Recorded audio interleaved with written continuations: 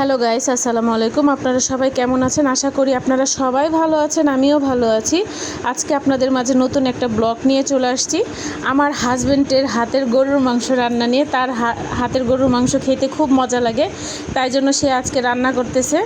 আমি খালি মশলার প্যাকেটটা খুলে দিলাম আর একটু করে দিয়েছে, আর ও সব মশলা উপকরণ দিয়ে সেই সুন্দর করে মশলাটাকে কষায় মাংসটাকে কষায় রান্না করতেছে। ওর হাতে রান্নাটা যে খায়নি সে পস্তায়, আর আসলেই অনেক টেস্ট হয়।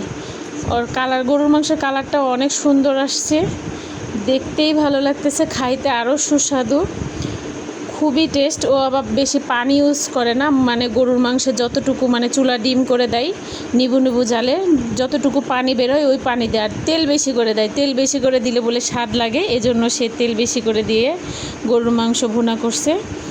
আমি ভাত খাইছি, খুব টেস্ট হয়েছে, এজন্য আপনাদের মাঝে রিভিউ দিলাম। আমার ভিডিওটি যদি আপনাদের ভালো লেগে থাকে তো লাইক, কমেন্ট, শেয়ার করতে ভুলবেন না। আল্লাহ হাফিজ।